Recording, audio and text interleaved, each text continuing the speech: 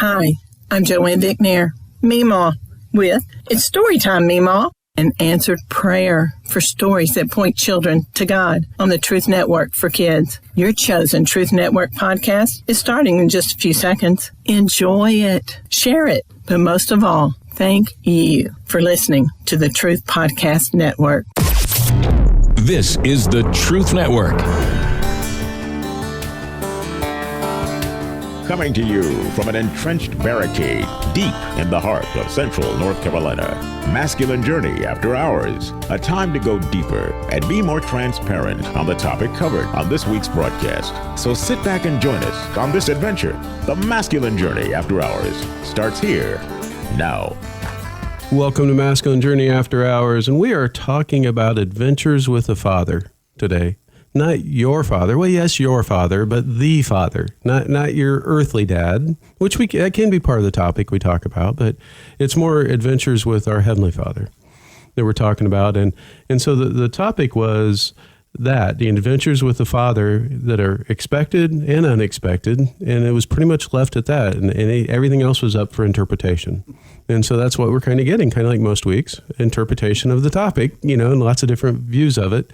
And so on the first show, we talked about some different things, and now we're going to transition to Harold, who has the next clip with his favorite band. Am I right in saying that's your favorite band, Harold?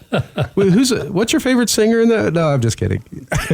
I have to admit that I knew nothing about Coldplay. I was doing a search trying to find a clip, and the title reached out and grabbed me about it being an adventure. And when I listened to it, I immediately knew that was the one I was going to use. And I've come to realize after comments made earlier this evening of how predictable that I am, that invariably I will have something about my sweetheart, my Susie, my Jan, or whatever other affectionate term I want to use for the woman that I've been in love with for a little over 60 years. Yeah. So that's where this selection comes from. Absolutely. All those names, that keeps the adventure going, right? Yeah. You don't know who you're going to see from night to night, right? Well, it was a funny thing that happened back when we went to Columbus, Mississippi, and moved over there. There was a lady that we knew because she was from Columbus, but we had been living in Prattville, Alabama. Well, her brother was there, and we went to church together. So she knew both Jan and me. And she also then, when I moved to Columbus, she worked in the same department. And so I hadn't been there very long, and I showed up one morning, and I was talking about what Susie and I did the night before, and her eyebrows arched, and she looked at me, and she knew Jan, but she didn't know Susie. And so it was kind of had to explain myself. But the reason that I think of this as an adventure is that I had a different adventure in mind. I thought I was going to travel and see the world at the expense of the U.S. Navy as a fighter pilot.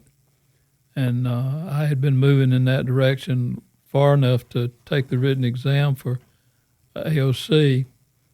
And so then all I had left was graduate, pass the physical, and get into training and hopefully make it through that. But God had a different idea for my adventure. So a fellow that ate at the boarding house where I worked came up one day, and he's quizzing me, and I'm not paying much attention at all to what he's doing. Later I realized he's identified the fact that I'm not engaged, not going steady. I'm in town for the weekend, and I got nothing to do on Friday night. Then he tells me that his sister's coming down for the weekend, and she's got a date for the ball game and stuff, but nothing on Friday night. So he wants me to double date with him and go out with his sister. Well, I wasn't real keen on that idea, and I tried to get out of it by saying, well, I got an ego problem. I don't date girls taller than me. Oh, she's just 5'2". So she was taller than Nice. But when we showed up over at her cousin's dorm where she was staying, and I first laid eyes on her, it was like, wow. I mean, I don't think I could have been floored anymore if somebody had hit me in the head with a ball bat. And it was so fast. I mean, this was on the Friday night before Thanksgiving, 1962. At Christmas, 1962, I find myself down on one knee asking her to marry me. And I had not even given one thought before then. God had to be doing it. It wasn't me. And so I actually dropped out of school and went to basic training in the Air National Guard.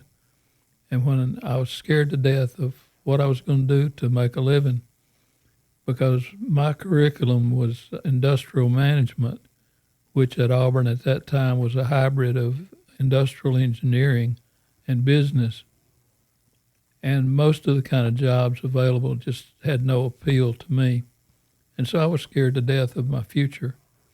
But my first class, after I got back that fall from my last year in school, was computer programming. And it was a similar reaction to when I first saw her. It was like, wow, I know what I want. And so God took me on an adventure that has lasted for all this time. She still excites me. And so that song that you're fixing to play talks about feeling my heart come alive. That's what she does for me. All right. Well, here we go. We'll listen to it and come back.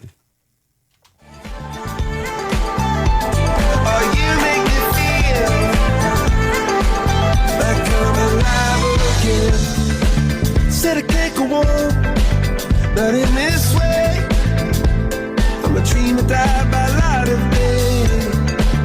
Gonna hold up half the sky and say, only I own it. I feel my heart beating. I feel my heart underneath my skin. Oh, I can feel my heart beating. 'Cause you make me feel like I'm alive again.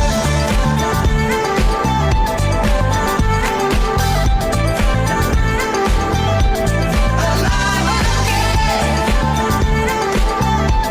Oh, you make me feel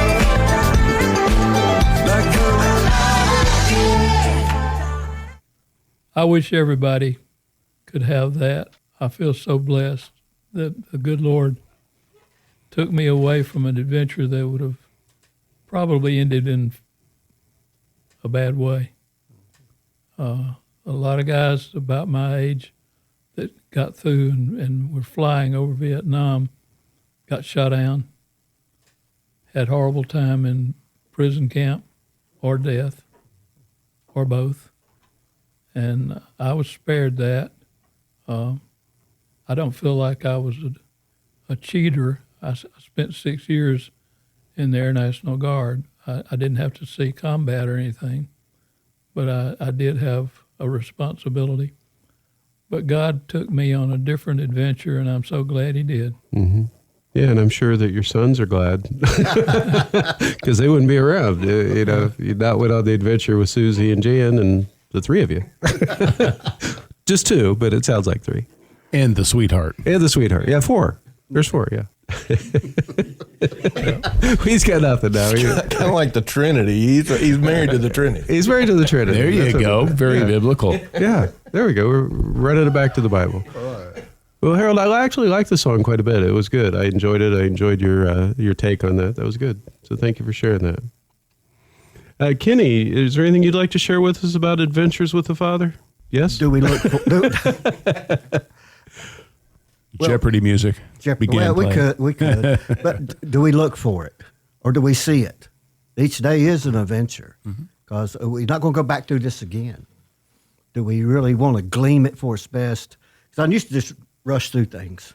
And I missed a lot of stuff. And God had to knock me down. Yeah, guilty. Yeah. Yeah. You know, you get caught up in success or chasing success. And you really miss life. But that's what Christ said He came to give us, abundant life. It's not about abundant stuff. It's about to me, these times together, these memories that we make, that's what I've been hearing people's heart about connecting with your sons or your children or your spouse or your friends or your neighbors or people at work, and just enjoying that time together, and I think that's part of it. We want to get back to I think the garden was a playground in a way. Yeah. Because, they didn't sweat at the brow wasn't in the game yet. Yeah, they had work and some things to tend to, but it was like kids playing, I think, like in the playground. Enjoy this and enjoy that, and God's blessing everything they're doing. And I think that's a what lot of thorns and that kind of yeah, stuff. that's right. Yeah. Yeah, but that's where we messed up, or they messed up. God said, you don't need this knowledge. Right. Yeah. But there was another tree over there. It's called the tree of life.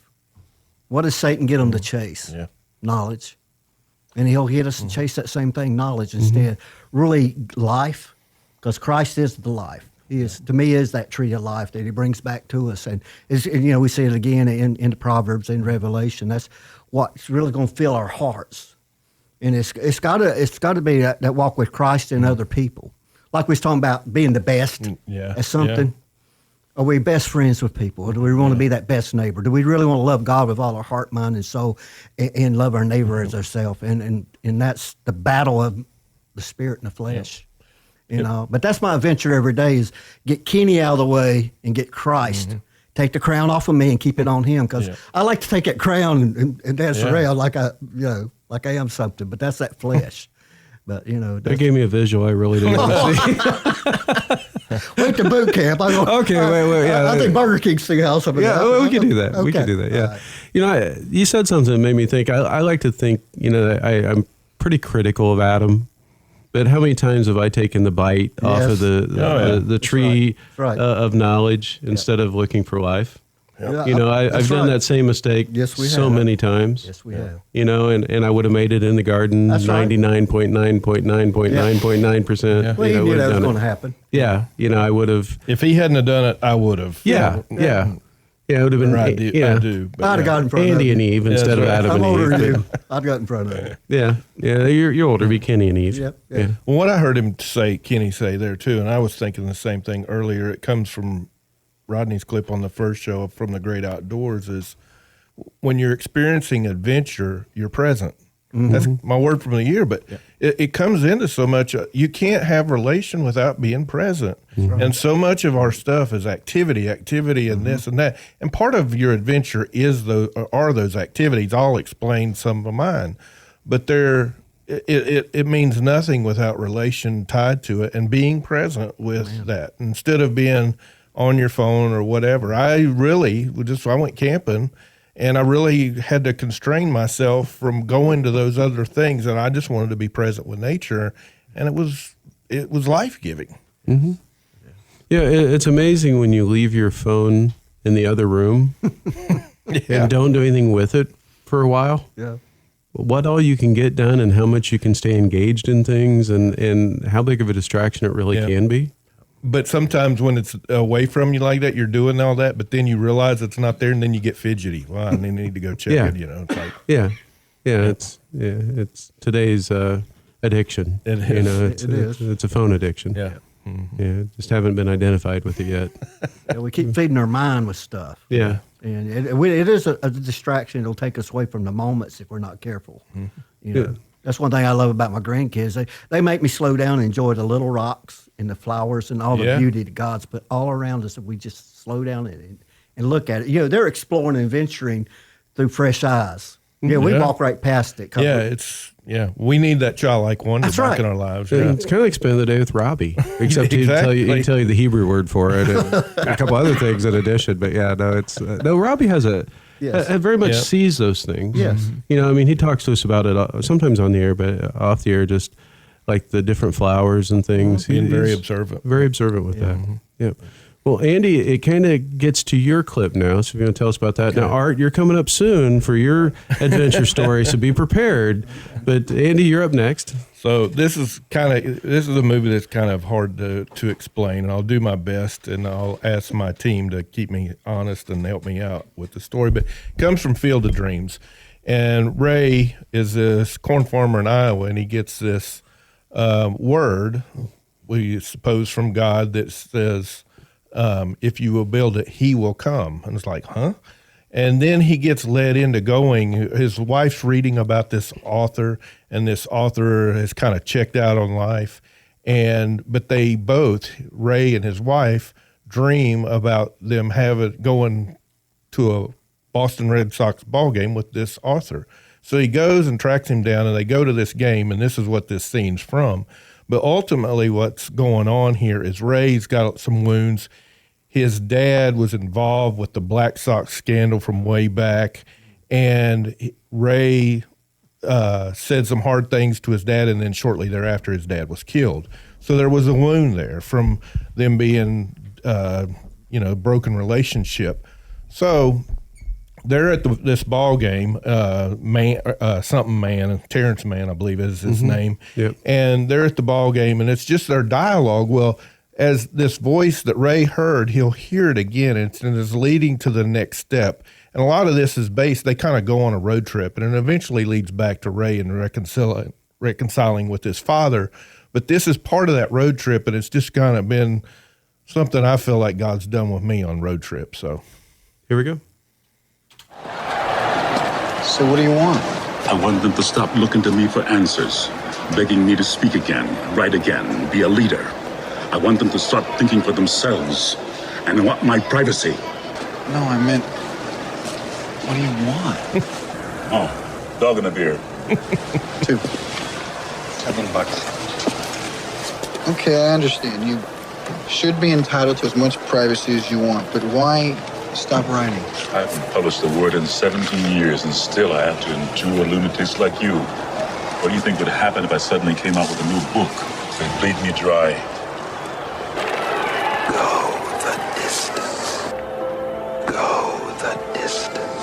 What's the matter? You didn't see that? See what?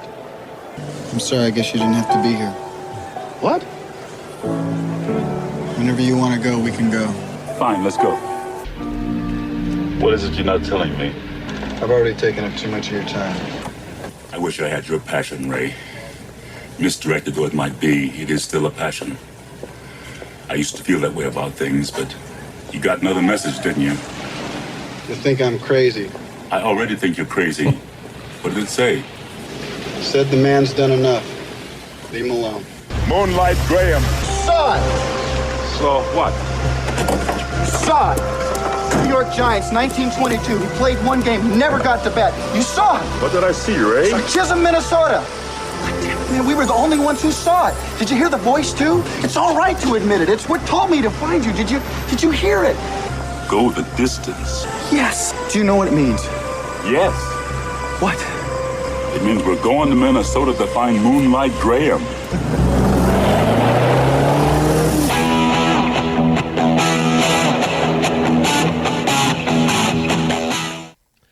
So I just picked up on something when we were listening to it. I really didn't hear this, but you hear about Terrence and how he was kind of checked out and all. He needed to go on an adventure with the father as well in conjunction with Ray. He needed, he had become bored with life and disenchanted. And so he gets pulled into the adventure. But it leads to Ray playing catch with his dad, which is, that's near the end of the movie. And his dad says, hey, Ray, as they're throwing the ball around, and he's built this field, and they've played this game, and his dad was like, is this heaven? And so Ray said, like, no, this is Iowa. But essentially it was heaven to them, the way the restoration of the relationship happened. But God's, to come after me that way. You guys have heard so much about God making some changes in 2016, a new job, hooked up with this ministry, and I really kind of began to pursue this message of God as being my father, taking me on some adventures, and I've just continued to do that. And every time that I have an opportunity to travel with work, or I live up in Boone and do some exploring or discovery there, I'm just trying to keep that wonder, childlike wonder, an open heart to what do you have in this, and not just going out there. I'm bad. I want to hit all the high spots. I want to see what all the tourists want to see. I want to do all these things. But it's just like I was talking earlier on the camping thing of just slowing down. I have one of the best pictures of Table Rock Mountain with my fire sitting there, my from my tent. And it was just like he was there. I mean, I took a hike. I go down. I sit down on this rock, and I look down, and I see this. At first, it's just a piece of bark, but I looked at it close, and it looks like this hawk or eagle's eye, and just it was squared off or whatever. It wasn't perfect or whatever. But if you first glanced at it, you'd say, that's a bird of some type, Really cool. Kept it. I had, during that day, I gave up my camping spot because I felt like I'd stayed my time. I wanted to get back and do some stuff at the house, but I wanted to get off the mountain and do some other stuff. And as I did, this guy came along. I was able to give him my campsite and told him I'd prayed about it, and I felt like God had released it. This guy had come in from Maryland. There was no camping sites available, and he was able to get it. Kind of testified to God's goodness that basically God had worked on my heart and answered his prayer. So it was cool. And then shortly after that, I go into Blowing Rock. I'm at this restaurant. I just sit down and just want to get something to eat, get back home. People sat down next to me. They start talking. And it was just a cool thing that transpired. I mean, they were talking to somebody else who was kind of annoying me, and then they started talking to me. And come to find out, the guy introduces himself as this guy that's known for making all the trails on Grandfather Mountain, which I'd love to do, those trails and stuff. He wrote a book. I saw the book in a bookstore recently, and I made note of it. He shows me the book on his phone. I thought it was right. Sure enough, that was the one that I saw. It was just really weird how it all transpired. I met a friend. Just had a good conversation. I used to never would talk to strangers like that. It was like I'd be into myself and not worry, had a great time. And those are the kinds of things I believe God leads you into. There's a relational things. There's a mission. God wants to win hearts, but there's also just being kind and relational to people and just looking for his opportunity to lead you into those things that you normally wouldn't do. You're taking risk. Mm-hmm. Well, thank you, Andy. I appreciate that. Art, it is over to you, my friend. You're not making eye contact, but I can still see you. So, yeah. Well, I am now. I'm looking at you now. You are. I'm ready to talk. Well, I had a hard time preparing for this topic tonight because I don't really. I was thinking I don't really have adventures. My life is more like a TV reality show than an adventure. Now those are adventures now. Well. In talking, in listening to the show and listening to the guys talk, it's coming around to me how this is actually an adventure and how it is part of God's plan. Mm-hmm. So, yeah, I learned and I gained an awful lot sitting here listening, and I put something together. So. In my TV reality show, it's kind of like the show Alaska: The Last Frontier. Yes. Otto yes. Kilcher, his name, I think. Yeah. Yeah, it's kind of like that where he's got to go do some job and something breaks, so he has to stop and go do another job, fix something else before he can do the job that needs doing by a certain deadline. And those kind of things happen. My dogs, they found the copperhead snake the other evening. That's an adventure. My prize heifer, she had a miscarriage, and we had to get her to the barn and get the doctor out, and we put her in the head gate, and the doctor went around behind her, and she decided to lay down. And she wouldn't get up, so she was effectively choking herself in the head gate. And me and the doctor and the doctor's helper we were all frantically trying to get her up or get the gate open or something so she wouldn't die. I mean, she would have died if we couldn't have got her out of there. And finally, I got my wood splitter was sitting there, and I have this hook that I use to grab grab chunks of firewood. It has a sharp point on it. And also I had a half an axe there. So I was able to put the hook of the sharp point of that hook in between a couple of parts on the head gate and hit it with the axe and get it open. It wouldn't open because she was putting pressure on Too much with her weight, neck. Yeah. So we got out of that. So we have things like that. Yes. But in thinking about it, I've been able to retire from a career, and I was able to come back to the family farm, and I stay busy with things like that, and that is it's probably a good thing for me. It's probably part of God's plan for me to have something to do, because as old country boys, maybe we don't know what to do with ourselves if we don't have some job to go work at. So that's my. Well, God said for us to go work and to keep. And that's exactly what you're doing. That's right. Yeah. See, I would have thought you would have talked about your adventures with your dog, Bella. Yeah, well, because that's been an adventure for you as well. Well, it certainly is, but we talk so much about that. Well, she was kind of in it with the snake, and I had to get my dogs away from that snake, and I've kind of trained them.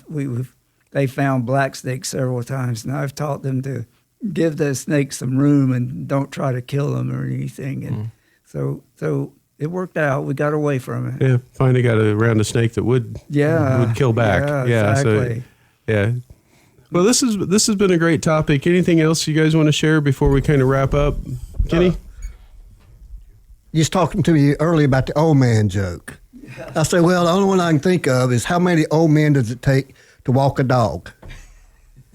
We don't know. We can't catch him. I thought you had a joke. Were you trying to catch the old man? Harold walks fast, man. I can't keep up with him. On the pickleball court, man, you're not going to keep up with him. Well, no, I won't even challenge him there. Jim learned his lesson challenging him on the pickleball court. I was smart enough not to do that because he'd school us all, I'm pretty certain. Amen. Yeah. Well, go to masculinejourney.org to register for the boot camp coming up. When, Andy? Do you remember when it is? November 16th through 19th. 16th through 19th. The weekend before Thanksgiving. Either or, but it is the same. Yes, it is the same. It is the weekend before Thanksgiving. So don't get confused. masculinejourney.org. We'll talk with you next week. Love somebody well this week.